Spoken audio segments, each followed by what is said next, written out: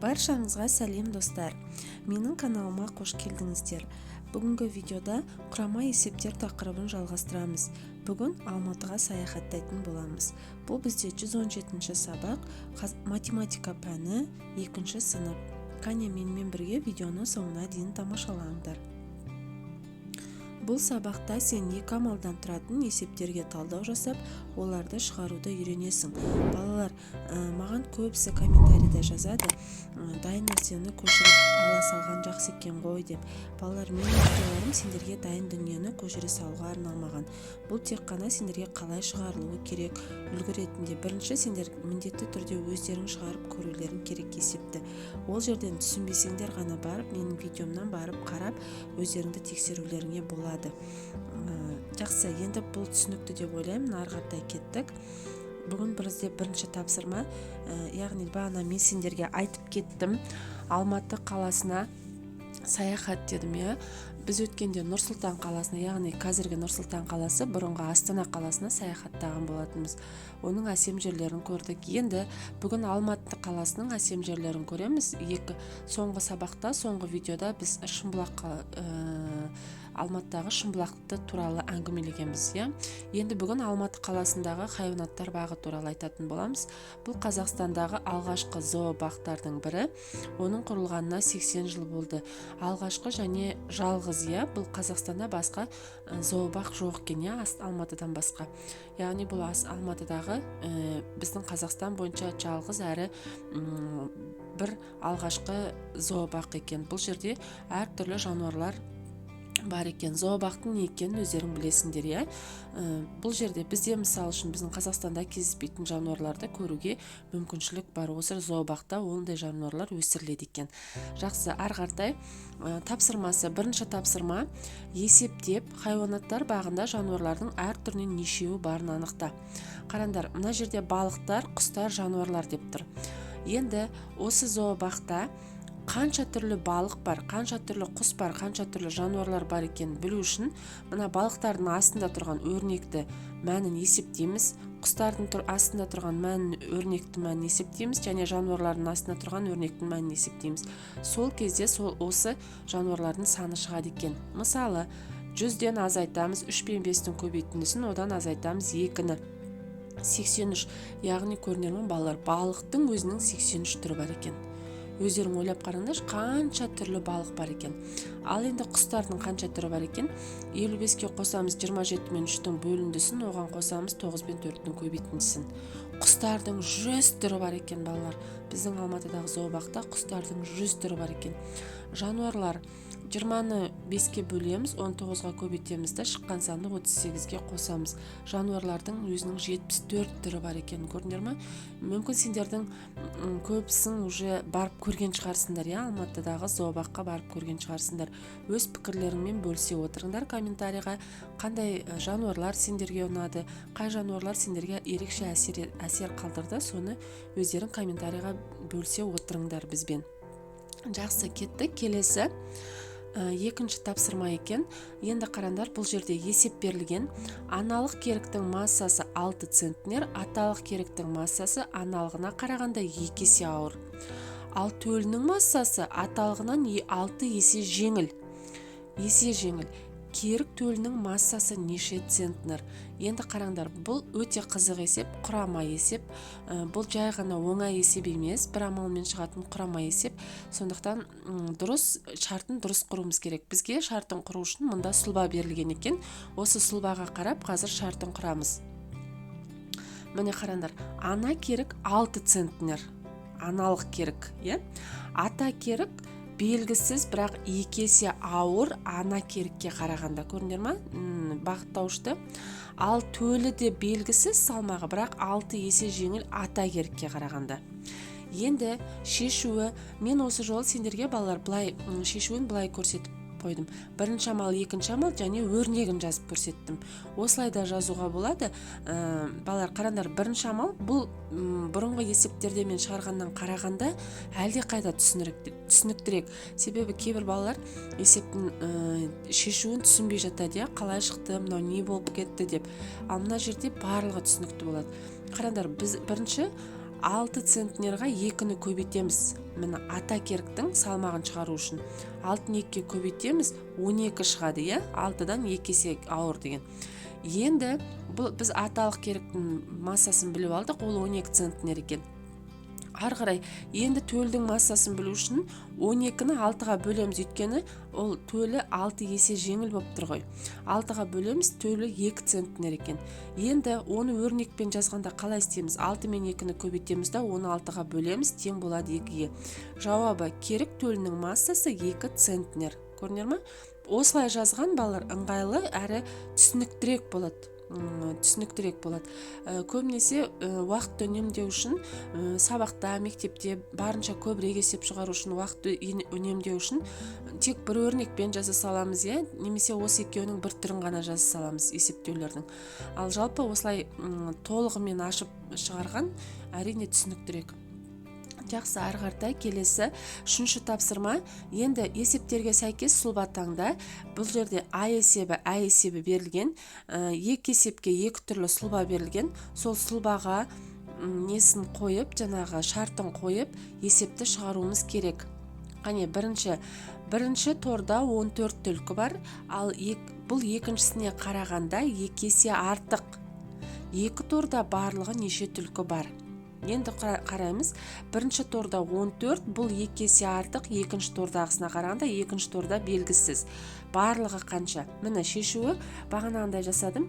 14-ті 2-ге бөлеміз. Бұл жерде 2 есе артық деп тұрса да бөлеміз, себебі бұл 2 есе артық деген сөз бар.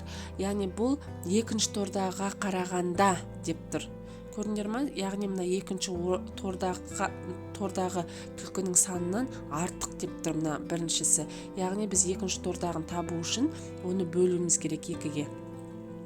14 2-ге бөлеміз 7. Екінші тордағы түлкі саны шықты. Енді бірінші торда 14, екінші торда 7 түлкі болса, екеуін бір-біріне қосамыз 21. Өрнегі қалай болады? 14-ке қосамыз, 14 бөлінген 2 тең болады 21. Екі торда барлығы 21 түлкі бар. Өте оңай. Негізі балалар есепті дұрыстап түсінсеңдер, шартын дұрыстап түсінсеңдер, есеп шығарған өте қызық, иә? Жақсы, келесі. А есебі бірінші торда 4 жанат, ал екіншісінде одан 8 жанат артық. Екінші торда бірінші торға қарағанда неше есе артық жанат бар? Жанат деген енот қой, балалар, білесіңдер ғой, иә? Енот деген аңды бәрлерін білесіңдер. Бұл қазақшасы жанат екен оның. Енді қараңдар, бұл жерде шартын қалай құрамыз? Бірінші торда 4-еу, екінші торда белгісіз, қарағанда, екіншісіне біріншіге қарағанда 8 артық. Енді бірінші торға қарағанда екінші торда неше есе артық жанат бар дейді. Енді оны табу үшін қараймыз, 4-ке 8-ді қосамыз.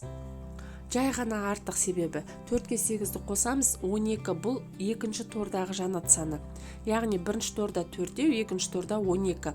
Енді мына 12 4-тен неше есе артық екенін білу үшін 12-ні 4-ке бөлуіміз керек. 3 болады. Екінші торда бірінші торға қарағанда 3 есе артық жанат бар. Ал өрнегі 4-ке 8-ді қосып, оны бөлеміз 4-ке, тең болады 3-ке. Түсінікті деп ойлаймын. Келесі 4-ші тапсырма, балалар, бұл жерде есептерді шығар дейді. Ең ірі қолтырауынның ұзындығы 7 метр. Бұл теңіз піліне қарағанда 1 метрге ұзын. Ал көк киттің ұзындығы теңіз піліне қарағанда 5 есе ұзын. Көк киттің ұзындығы неше метр? Өте қызық есеп, барлық жануарлар туралы екен. Қане қараймыз, шарт қалай болады екен? Қолтырауын 7 метр. Бұл 1 метр ұзын теңіз піліне қарағанда. Теңіз пілі әлі белгісіз, ал көк кит ол да белгісіз, бірақ 5 есе ұзын ол да теңіз піліне қарағанда. Яғни бізге ең бастысы мына қолтырауының 7 метр, 1 метр деген екі берілген белгілі нәрседен бізге теңіз пілінің ұзындығын білуіміз керек. Бірінші, сол кезде біз оның көк киттің де ұзындығын білетін боламыз. Ол үшін не істейміз? Шешуі 1 метр жай ғана ұзын болғандықтан тек қана азайтамыз. 7-ден 1-ді азайтамыз 6, теңіз пілінің ұзындығы 6 метр екен. Қолтырауын 7 метр, теңіз пілінің ұзындығы 6 метр. Енді көк кит теңіз пілінен 5 есе ұзын. Есе ұзын десе, яғни көбейтеміз, яғни 6 мен 5-ті көбейтеміз 30. Көк киттің ұзындығы 30 метр екен. Енді өрнегі қалай болады? 7-ден 1-ді азайтамыз, оны көбейтеміз 5-ке 30. Көк киттің ұзындығы 30 метр. Өте оңай есеп. Бұның барлығы балалар құрама есептер, біз құрама есептермен жұмыс жасап жатырмыз қазір. Ары қарай келесі тапсырмаға көңіл аударайық. Келесі есеп, балалар қараңдар. Түлкінің құйрығының ұзындығы 38 см. Бұл жолбарыстың құйрығының ұзындығына қарағанда 42 см-ге қысқа, ал арыстанның құйрығының ұзындығы жолбарыстың құйрығының ұзындығына қарағанда 15 см-ге кем. Арыстанның құйрығының ұзындығы қандай? Өте қызық есеп, балалар. Құйрықтары ұзын жануарлардың туралы есеп екен, Енді қараймыз. Түлкінің құйрығының ұзындығы 38 см. Бұл жаңағы алдыңғы есепке ұқсайды. Бұл 42 см-ге қысқа жолбарыстың құйрығына қарағанда. Жолбарыстың құйрығы дегеніміз ол белгісіз болып тұр, бұл жерде. Ал арыстанның құйрығы ол да белгісіз, бірақ ол 15 см-ге кем жолбарыстың құйрығына қарағанда. Енді қалай шығарамыз шешуі? Міне қараңдар, шешуіне қараймыз. Бұл жерде 38-ге 42-ні қосамыз, ол 80 болады. 80 см бұл жолбарыстың құйрығы. Өйткені жолбарыстың құйрығы мына түлкінің құйрығынан ұзын болып тұр ғой. Енді жолбарыстың құйрығынан 80 см-ден азайтамыз 15 см-ді. Сол кезде 65 см арыстанның құйрығының ұзындығы шығады. Енді өрнегі қалай болады? 38 қосу 42 азайту 15 тең болады 65. Арыстанның құйрығының ұзындығы 65 см екен. Жақсы, түсінікті деп ойлаймын. Келесі. Енді бұл соңғы тапсырма, балалар, бүгінгі видеодағы. Бұл жерде хайуанаттар бағының сызбасына қара. Бақтың ұзындығын сантиметрмен өлше. Енді қараңдар, мен мына жерде өзімше сантиметрмен өлшедім. Сендер өздерің оқулықтан, қолдарыңа сызғышты алып өлшеп көріңдер, сендердікі қанша шығады екен. Мүмкін менікі мен сендердікі сәйкес келмеуі мүмкін. Сондықтан өздерің мұқият болып тексергендерің дұрыс. Өз кітаптарынан, оқулықтарынан тексергендерің дұрыс. Бұл жерде міне барлық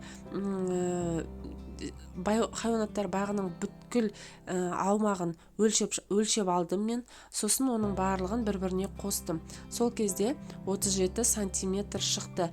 Бұл жерде сантиметрмен өлше деп тұр, ал шын мәнінде егерде шын мәнінде былай өлшейтін болсақ, сантиметрмен емес, метрмен, мүмкін даже километрмен өлшеуге тура келеді екен, шын мәнісінде. Ал бұл суреттегі сызбаны сантиметрмен өлшеп, оның жаңағы ұзындығын сантиметрмен шығаруға болады екен. Бұл жерде ең басты сантиметрмен шығар деп тұр екен.